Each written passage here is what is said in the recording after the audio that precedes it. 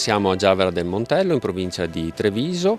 Questa alle mie spalle è una cava di ghiaia che è il risultato dall'unificazione di due progetti precedentemente autorizzati per coltivare il giacimento in modo coordinato, e i lavori si svolgono a fossa. Viene prima scoperchiato e asportato il terreno vegetale che viene accumulato normalmente ai fianchi della cava, per poi essere utilizzato una volta completata l'estrazione per la ricomposizione ambientale. Viene steso sul fondo e anche sulle scarpate per recuperare il sito all'uso agricolo preesistente. Questa cava di ghiaia è una delle 544 ad oggi presenti in Veneto. Sono siti importanti per l'economia della regione perché complessivamente il valore del materiale estratto si aggira intorno ai 110 milioni di euro l'anno.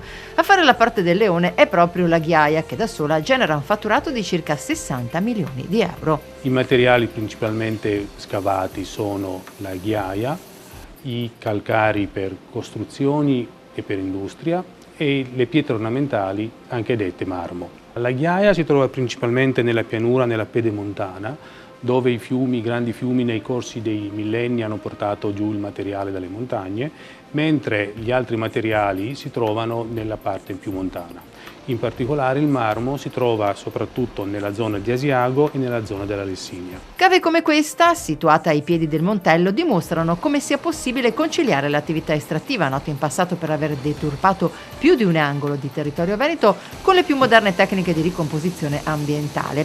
Se il lavoro di ricomposizione viene eseguito correttamente, diventa pressoché impossibile distinguere ad occhio nudo le aree che sono state oggetto di scavo. Abbiamo le varie fasi di lavorazione in contemporanea, perché la cava è datata, è autorizzata l'ultimo progetto del 2004, però la cava è in atto ancora dagli anni 90, e abbiamo le zone dove vediamo in fondo dove già è stata effettuata la scopertura, ci sono gli accumuli del terreno vegetale in superficie, sui bordi della cava. Abbiamo le zone in fase di estrazione dove si vedono le varie gradonature alle mie spalle, e abbiamo tutta quella scarpata circa 25 gradi che è sistemata, messa in sicurezza provvisoriamente per poi essere intaccata dalle escavazioni negli anni prossimi, che arriveranno fino laggiù in fondo per tutta la parte del giacimento ancora da estrarre. Abbiamo le zone in fase di ricomposizione dove vediamo il terreno vegetale che viene accumulato, il limo ai piedi di questa scarpata, alcune zone dove il riverdimento è in corso di esecuzione. Dall'altra parte della cava ci sono le zone già ricomposte, gli alberi sono anche già cresciuti, il fondo cava che vediamo in quel settore lì è già stato ricomposto per circa un terzo, riportando il limo e poi il terreno vegetale. Al centro della cava vediamo l'impianto dove poi viene lavorato il materiale, frantumato e selezionato, lavato. Posto che il settore non fa riferimento ad una normativa nazionale ma bensì regionale, di recente la Regione Veneto ha avviato un processo di aggiornamento della vecchia legge che risale al 1982.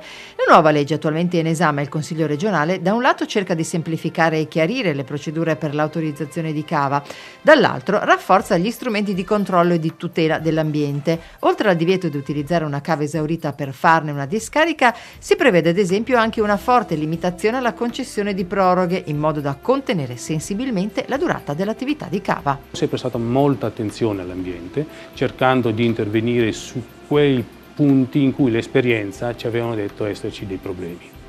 In particolare con la legge si è di molto contratta la possibilità di avere proroghe delle cave.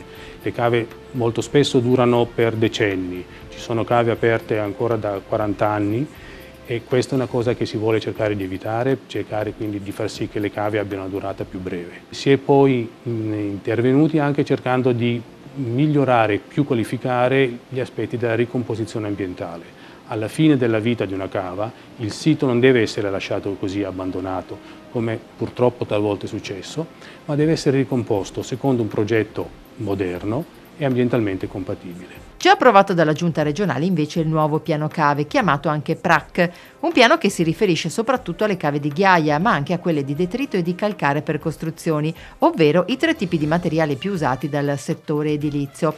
Data la crisi del comparto e l'esigenza di tutelare il più possibile il paesaggio, sono stati rivisti i quantitativi di materiale da scavare, fissando per i prossimi 10 anni il limite di scavo a 36 milioni di metri cubi di ghiaia, 3 milioni di detrito e 2 milioni di calcari per costruzioni. Si è tenuto conto delle attuali tendenze in riduzione purtroppo dell'economia regionale e mondiale nel suo complesso e anche della tendenza a un minor consumo del territorio con l'edilizia.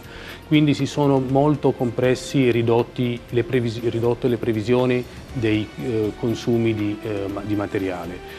Rispetto a un precedente piano fatto nel 2008, le attuali previsioni sono ridotte ad 1/3 e anche rispetto alle attuali escavazioni le previsioni sono ulteriormente ridotte del 65%. Meno consumo di territorio dunque per favorire il riciclo dei materiali edili dismessi. Si è anche privilegiato il riutilizzo dei materiali provenienti dalle demolizioni, perché questi non vadano in discarica a occupare territorio, ma invece vengano utilizzati per fare nuove costruzioni, e si è anche privilegiato e tenuto conto dei possibili approvvigionamenti di materiali dalle grandi opere di difesa idraulica che la Regione sta per avviare.